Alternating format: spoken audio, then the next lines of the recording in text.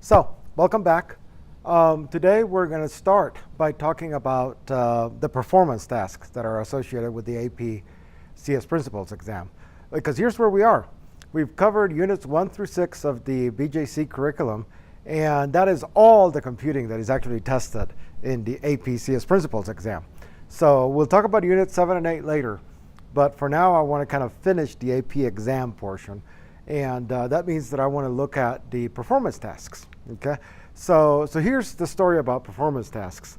Students are going to take the AP exam in early May, and most AP exams have kind of two parts. There's a multiple choice section, and then there is a free response section. Okay, for APCS principles, there is no free response section. Instead, the students have to do a digital portfolio, and that's what's known as the performance tasks. And so there's two things that they're going to essentially upload through this digital portfolio systems during class. Okay, so the first one of these is the explore task. Okay, now here's kind of a timeline of how things happen in the AP CS Principles class, and you can vary this considerably. Okay, there's only a few things that are absolutely cast in stone. Number one, the exam is in May, okay? So we can't change that. Number two, in April, both performance tasks are due, okay?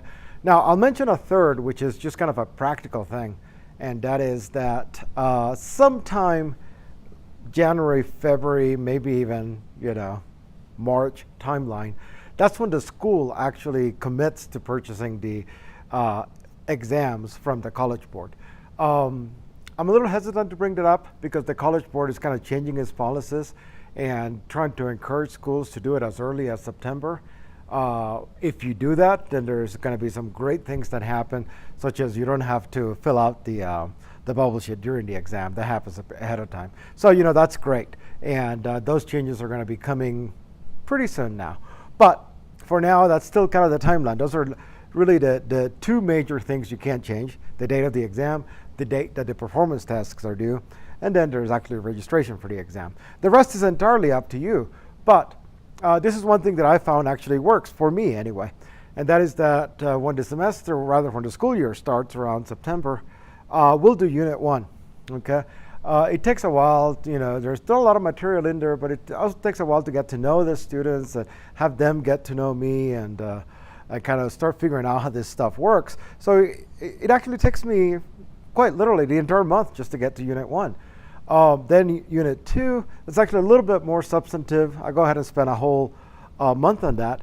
And then by the time that Unit 3 comes around, this is the third month. I'm starting to run into Thanksgiving, right? So it's a good thing that we're running at full speed so we can get through Unit 3. And then we start talking about working on the explore task, right? December, as you know, is kind of a strange month. And we devote the entire time in December just to work in the explore task. And then I have that due in the class, and I use that as my final exam for the fall semester, right? And I'll talk more about how to actually grade the explore task later because we can't quite, quote, grade it, okay? Now, then the spring semester comes around. At that point, we do Unit 4, and then we start talking about the create task. February is Unit 5. Again, the create task is ongoing.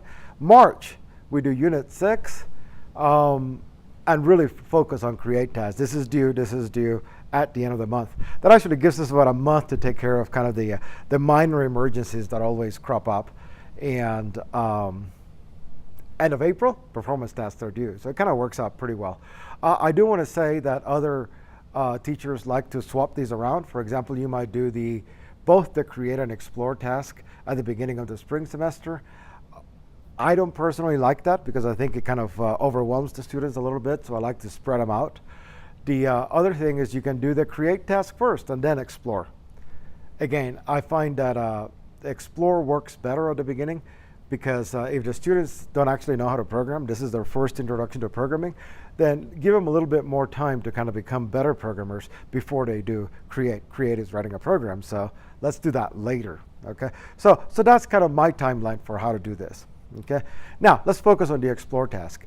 The College Board has some very specific goals on explore. So one of those goals is simply, let's learn about a computing innovation. Okay. Now, I say let's learn about a computing innovation. I mean, the students need to do that individually. Okay. So they go off and they research a computing innovation that they happen to be interested in. They might start with a broad area and then kind of narrow down. You might help them narrow down and say, maybe we don't want to do agriculture. Maybe we just want to do cattle ranching. Okay. Just something to kind of keep it manageable. Okay. But ultimately what they're doing is they're learning about something that has happened in computing that is actually affecting the world in the present time. Okay, so that's the first goal. The second goal is that the College Board wants the students to be able to create some kind of a communication aid using a computer. Okay, you can kind of think of that as a PowerPoint presentation, right? That's kind of an obvious approach. There's actually some better ideas. We'll talk about that in a second, but that's really what the College Board means. I want to emphasize that it needs to be created on a computer. Okay. Now, the kind of the meat of this assignment is to analyze the good effects, the beneficial effects, as well as the bad effects, the harmful effects of this new innovation, right? And one thing that's really important here is to kind of go beyond the basics. So there's kind of a gut reaction that says, oh, this is going to be a great thing. Bad effects, oh yeah, some people are going to lose their jobs. And that's it, right? That's the end of the analysis. No, we want to have much better analysis that actually really does come down and say, this is why we like this. This is why we're a little concerned, okay? We want to see both hands. So that's the kind of thing that this is for. Really think about the Explore task as a research paper. Okay, that's what the students have to do. They have to go off and research, they have to do some analysis, and then they have to go give a presentation on it. Okay, there's no actual paper that they write, but it's all of the legwork that comes to that, and including the final presentation. That's really what's happening here. Okay, so first step, I got to choose a computing innovation.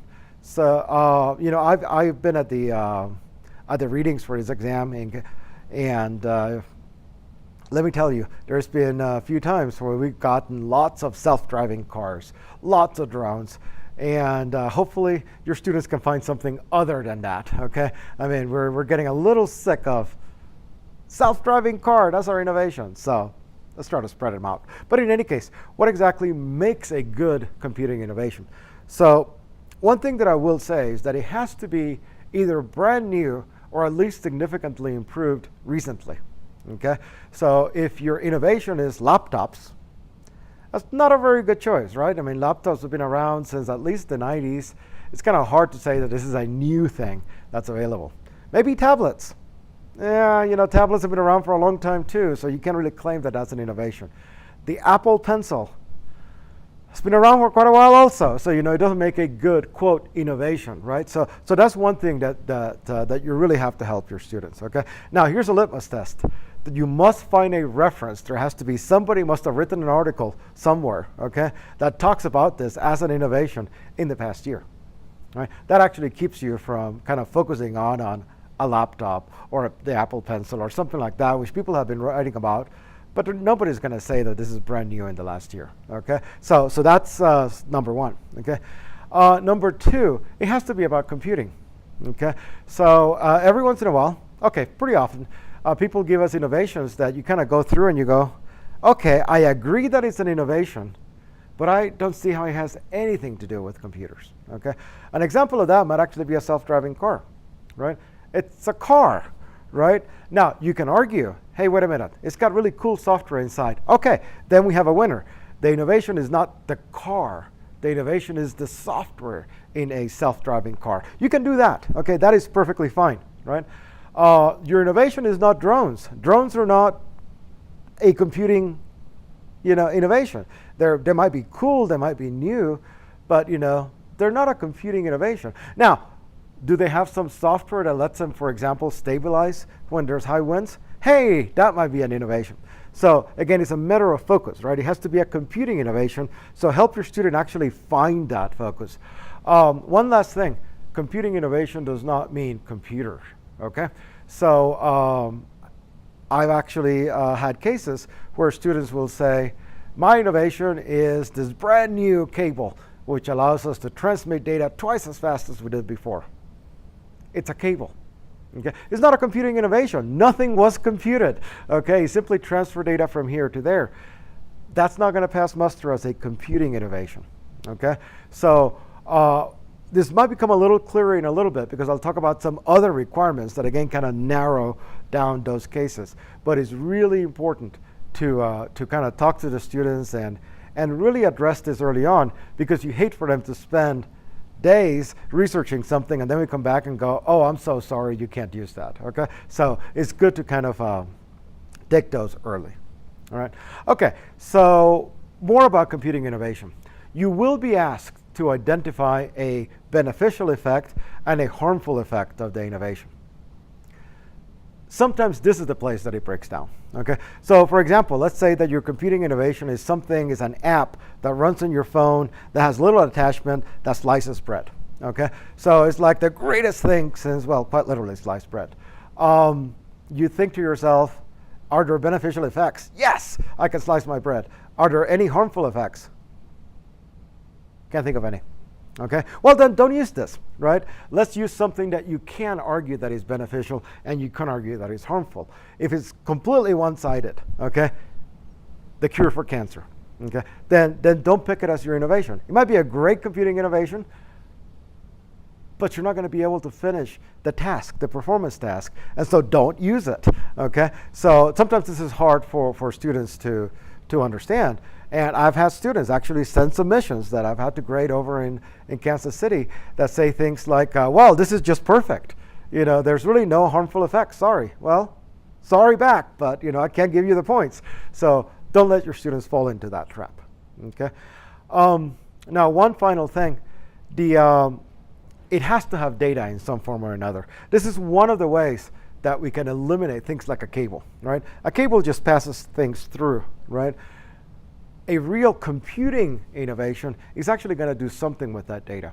It might take it, it might massage it in some way, it might convert it into something else, you know, it might store it permanently. It's got to do something with the data.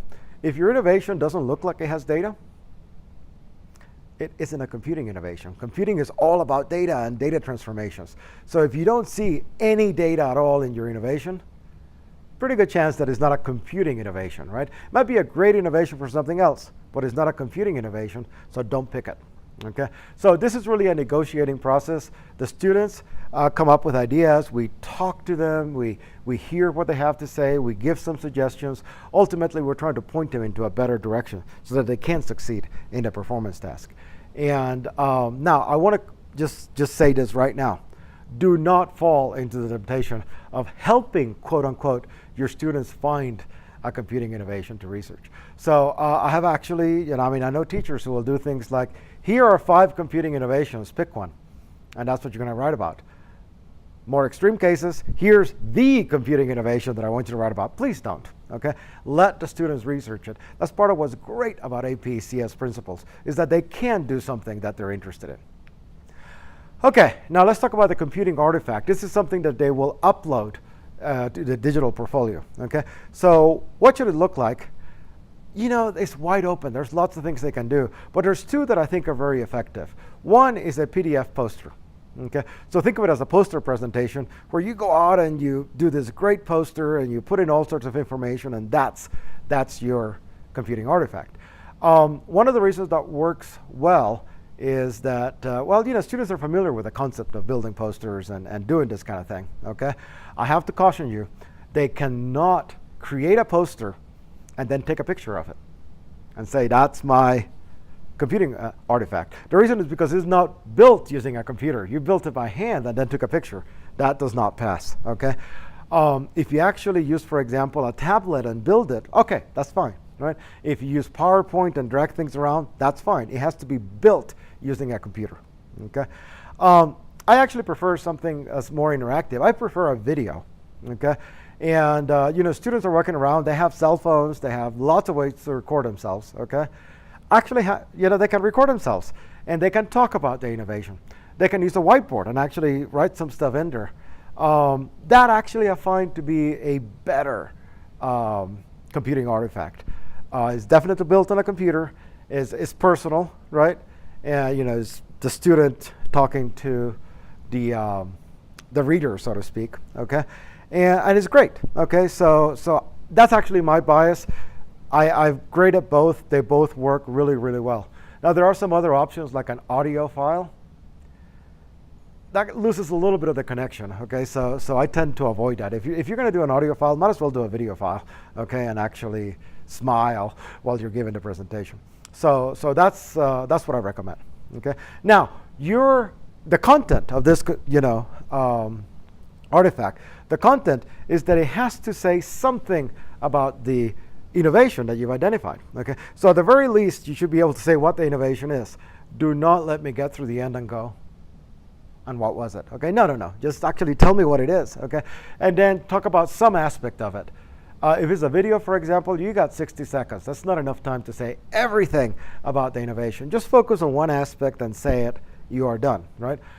Something they don't want you to do, they don't want you to just repeat the information that's in the rest of the questions, okay? So make sure you got something different to say here. That's actually not that hard, but again, it's a trap because you're preparing all the other questions. That's all fresh in your mind, and then you build your computing artifact, and that's what you recite. And it's like, oh no, right? They'll flag that. Okay, so let's talk about the questions that we have to do. So that question 1 is actually this artifact that we uploaded, okay? So then question 2 has many parts. So question 2a. Question 2a is about the computing innovation. What was it, okay? By the way, you can actually answer question 2a in your artifact. I don't recommend it. I mean, I recommend doing that, but I also recommend answering question 2a because you don't want to make the reader's life difficult, right? You want them happy when they're grading your thing. So go ahead and answer it. It doesn't take very much. So what do you want to say? My innovation is, boom, okay? You actually want to mention what the whole thing is. Very important, what is the purpose of the innovation, okay? Now, this is not kind of a philosophical discussion. I'm not talking about the telos of the innovation. I'm not talking about what it means in the grand scheme of things. Just plain and simple, why did somebody actually do this, okay? So that's really the intended purpose of the innovation. For instance, if you happen to be choosing a 3D printer, by the way, we got those a lot. 3D printers are not computing innovations. The software that runs them is a computing innovation. Be careful, right? But let's say that I'm talking about 3D printing, then the purpose might be actually to manufacture things locally, okay, for prototyping. Okay, great. That's a purpose. Run with it, okay? You actually have to identify it.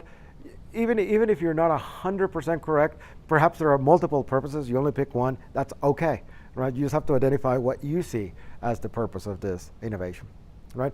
And then you have to answer kind of an important question, which is, remember I gave you this computational artifact that was just a 60-second video of talking about the innovation. What did it actually talk about?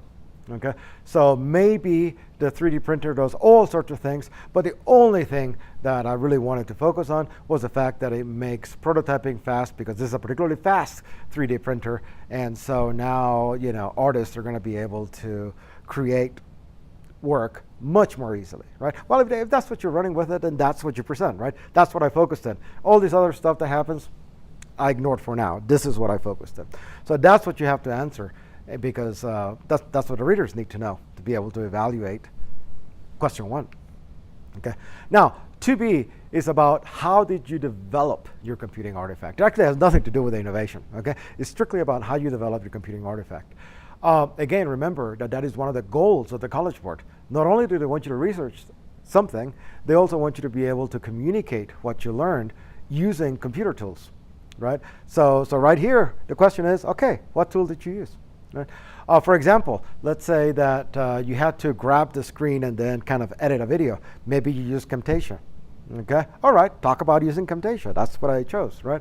Or maybe you did it by hand.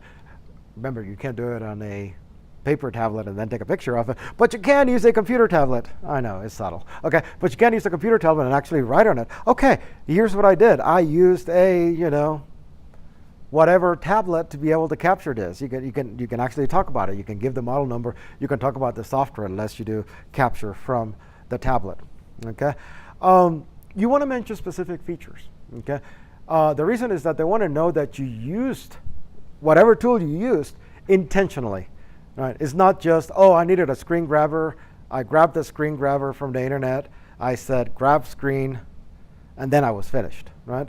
You didn't really learn how to use the tool. That's not going to excite anybody. But you do want to say something like, I really wanted to bring attention to this, and it turns out that my screen grabber had the ability to highlight the mouse as I moved it. Then I used that to let people know the sequence in which they needed to hit the buttons to be able to achieve the intended purpose, right? Okay, well, at least that shows some intentionality. I learned about this feature. Maybe I overused it. That happens, right? So, I learned about this feature. I went, oh my God, I want to use it. And I used it in a way that actually helped me get my point across. That's what the College Board really wants to see, okay? And it frankly doesn't matter what features we're talking about, as long as you're showing that whatever tool you used, you learned about that tool, and you used it with full intention to be able to communicate. College Board wants to see that.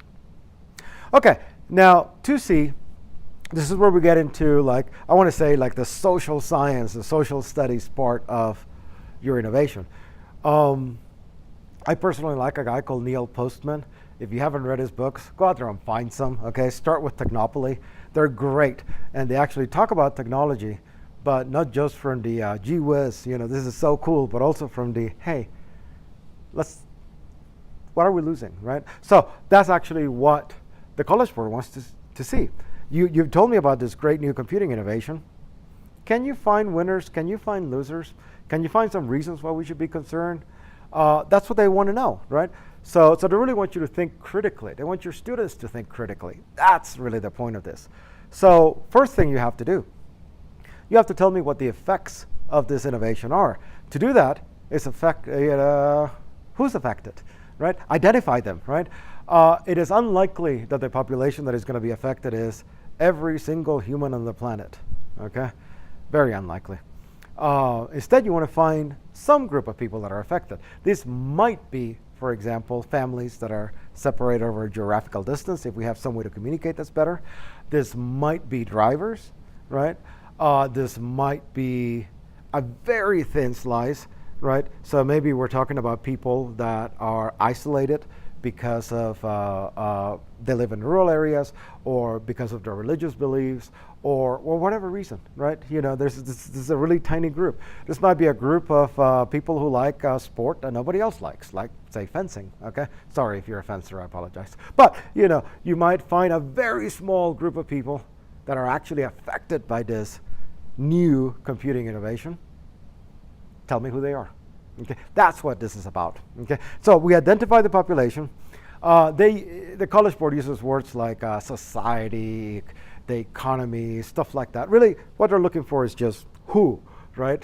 Show me who is the group that's affected. Okay, now tell me how they're affected, right? So presumably, this computing innovation was built to help people, right? Okay, so there's got to be some story that says we're helping them because of this. For example, right, cell phones, right? There's a new app at the University of Wyoming that you can actually use to say things like, okay, it's 2 o'clock, I'm coming from the library, it's really late, I'm headed to a dorm, I'm a little worried. So, you hit a button on the app. When you get to your destination, when you get to your dorm, you hit another button that says, I made it, I'm safe, excellent, right? If you don't hit that second button, it sends alerts, okay, to people who care about you, to law enforcement, right? And as it's doing so, it's actually using your location to say, oh, this is the last place that we heard from this person, okay? You can actually see people who are affected, right? You can actually see how this really benefits them. It helps to keep them safe. Their location, privacy, right? Okay, that might be kind of a harmful effect. Okay. Now, what the College Board wants to see is a connecting of the dots. Okay. The reason that this helps this population is because it knows when you're in danger, or at least you feel threatened. It knows where you are because it's using GPS and other forms of location, maybe Wi-Fi triangulation. So it knows all these things, and it also knows people who care about you. It knows where law enforcement is. It will notify them, help keep you safe, right? Notice that it's using the features of the innovation, right, to actually bring about this beneficial effect. right? On the other side, you might start thinking about, oh, how can this go wrong? Again, you can't just say, oh, it goes wrong because hackers. No, right? Hackers what, right? There needs to be a connection. So you might, for example, say, because this thing has been collecting your location, okay? If a hacker breaks in, then they get a history of your locations, and they can use that for some particular purpose, perhaps to stalk you. So ironically, it's not actually keeping you safer, it's actually making you more at risk, because somebody can keep track of your location over long periods of time and find patterns, etc. Okay? Again, the point is, it's not just, oh, hackers are bad. A hacker can do the following things using the features of the innovation for a harmful effect. So that's where that comes in, okay? It's really important to connect those dots. Now, the dots might be connected for the harmful effect. For the beneficial effect is usually the software is acting as intended, right? For the harmful effect, it could be, oh, but you didn't think of this, did you, right? So it could be an unintended consequence of collecting that data, an unintended consequence of just the feature set, okay? So the connections can be a little bit more off the beaten path for a harmful effect. Make sure you can do both of those. I'm just gonna mention, I have the pictures here of GPS navigation systems. So one thing you can simply say is that, oh, GPS navigation systems, beneficial effect, it lets drivers get to where they want to go. It's safer because it keeps them off of areas that maybe you shouldn't be driving into if you're in a strange city like, say, Los Angeles. Some other things that it might have is, I no longer have to rely on maps and flashlights in the middle of the night to figure out where I'm going. So I'm actually safer, right? Because I can concentrate on driving while it is doing the navigating, right? Those are all great beneficial effects. Now, how about harmful effects? One thing you can go to is just say, did you know that people don't know how to read maps anymore? Okay, here's the harmful effect, right? We've lost this ability. So what happens when the batteries of the GPS go down? I'm lost, and I don't know what to do because the only way I navigate is through a GPS, right? So that's a harmful effect that you can go after, right? Another harmful effect is, what if the data in the GPS is actually wrong, right? So there's been actually people that have died because the GPS has told them go through here, and you look at it and it's like, that looks an awful lot like a desert. Doesn't seem to have a way out. But the GPS is telling me I'll be there in 5 minutes, so it's okay. And they go off into a desert and, they get lost over there. They get found months later. This kind of thing happens. So again, it's an aspect of that. And you might want to emphasize, people are not using their own judgment to say, GPS, you're wrong. That can't possibly be the way to get there. Okay?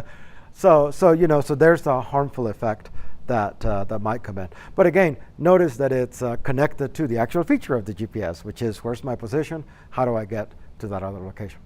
Now, finally, a lot of students, I don't know why, but it's kind of a popular statement as to why is this bad.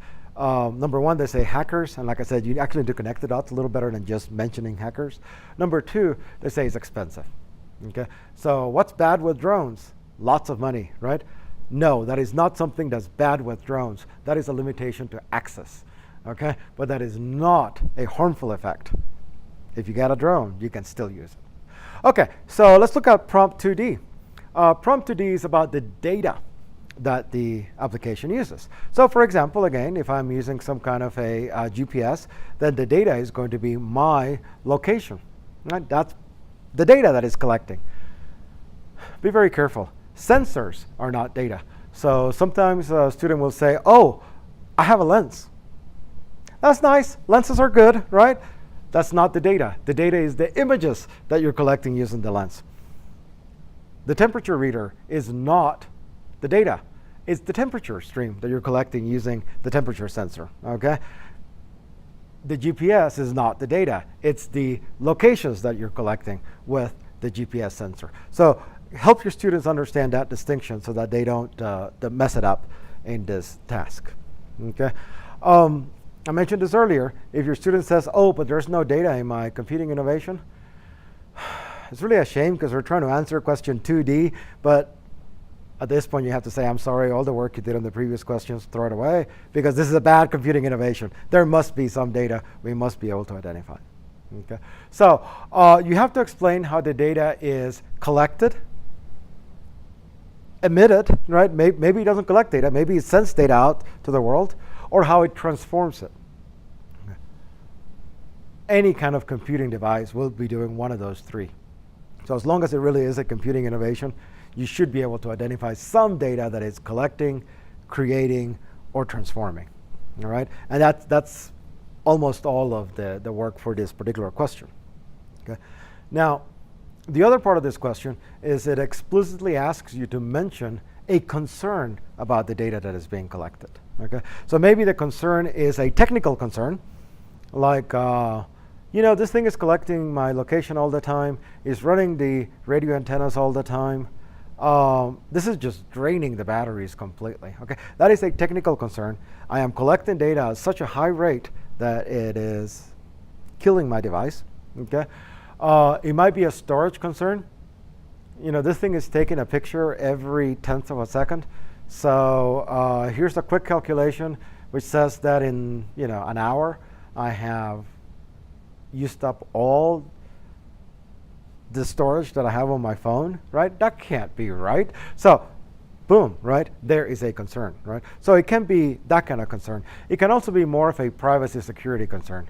This thing is collecting information about my location. People can use that in ways that will affect me. Again, make sure that that is not just hackers, right? Make sure that, they get this information that's being collected, and this is how they can use it against me, all right? So as long as you connect those dots, those types of concerns are also valid, right? So it could be a technical concern, right?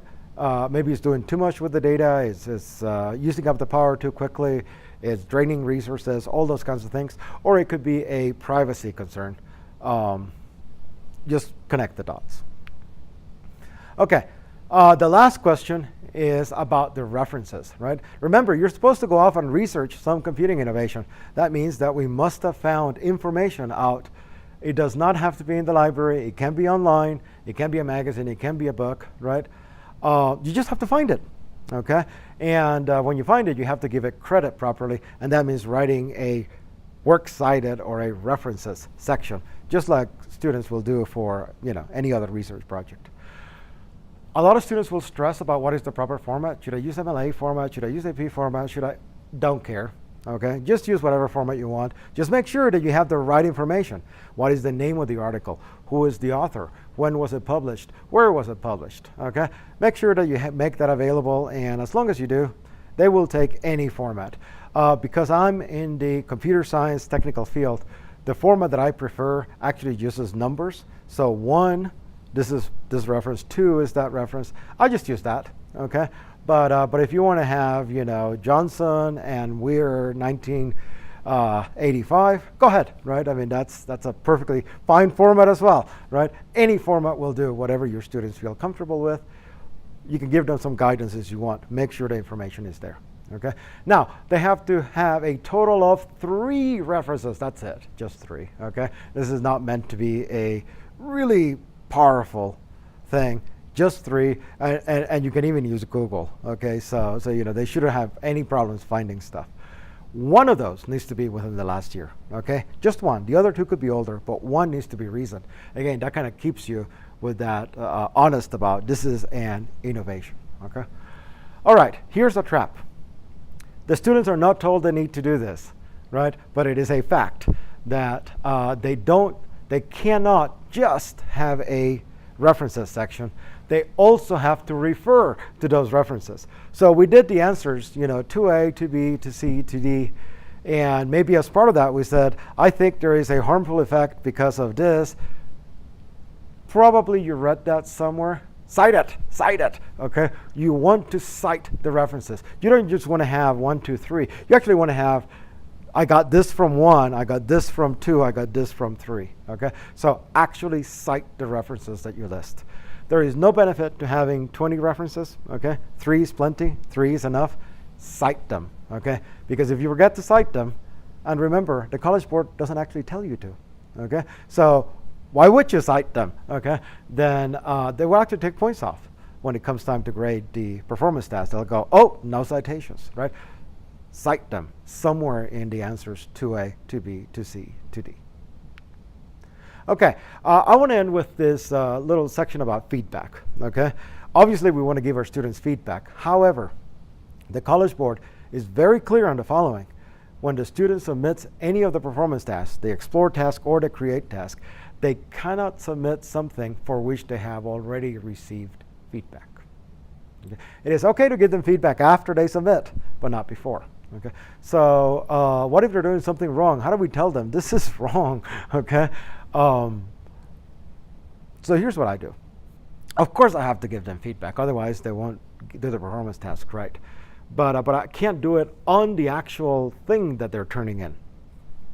The only two ideas that I have for how to get around this is one, I actually have two explore tasks. So maybe I tell them, okay, I want you guys to explore violet lasers. I made that up, okay? Just go off and explore this. And we'll have discussions in class. Is this a computing innovation? What do you think, right? Why is it a computing innovation? Why not, right? Let's have that so that at least they're thinking about those issues, okay? Can you find any beneficial effects? Can you find harmful effects, right? Who is affected by this new technology? Let's go over it, okay?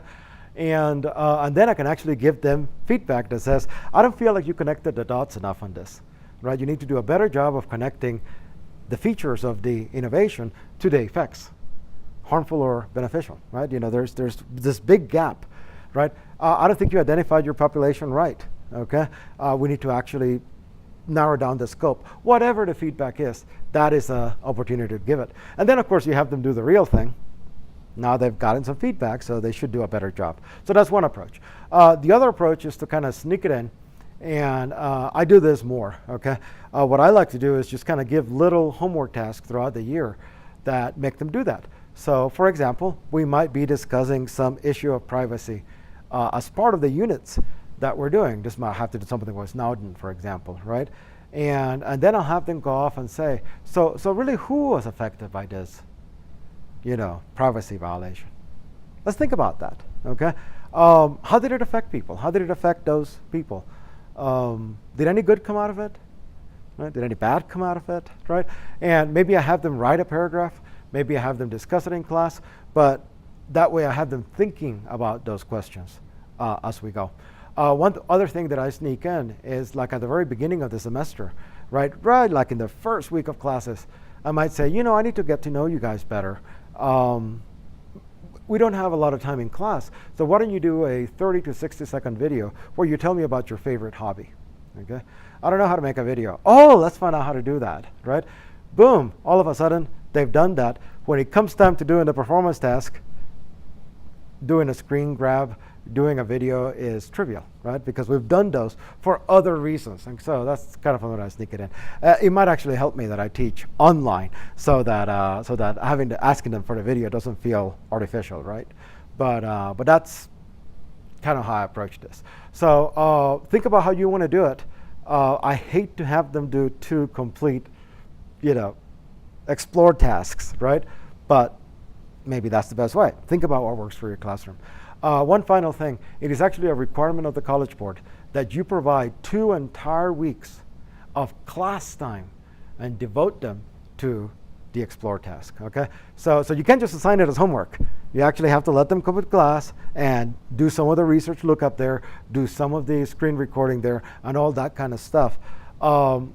Mostly I think that's an issue of fairness, right? This is a big task. You don't want students to be completely lost and trying to do it at home. Just remember that goes into your schedule. I chose December because December is already kind of a strange month. So it's kind of a perfect time to just say, all right, between the end of Thanksgiving and the beginning of the break, we're going to have leisurely classes because you're going to be in and out anyway. And in class time, we're going to be building the explore task.